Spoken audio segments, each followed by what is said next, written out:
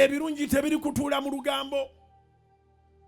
Bano abakyala nga abalala naye si bakyala bakutuula mu lugambo, si bakyala bakwonoona budde, bakyala abali siriyasi, abakyala abawuliriza enjiri eno. Mbeegayiridde muve mu lugambo, muve mu bigambo. Ne bw'oba ogenze mu saaluni gye batenda nti waliyo olugambo, oli bwakukwata mu mutwe n'atandika okubanga anyumya n'omulala, mugambe ngenda genda, obudde bwangu wano nazze embubazi, bw'osirika ojja kukola nkolaako ngende nkola ebirala. Abakyala abali siriyasi tebabeera mu lugambo.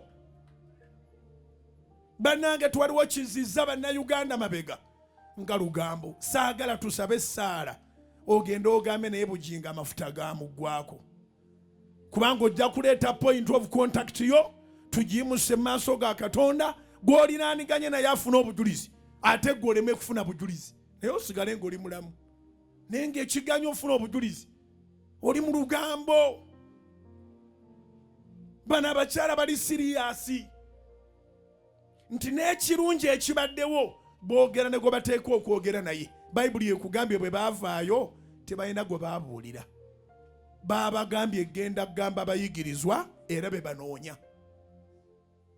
Si bye bano abakyala batambula nga bakuba ebisambi woowe nnyabo n'omuze kiki nti twonna bakumanya naye tobuulirako omulala.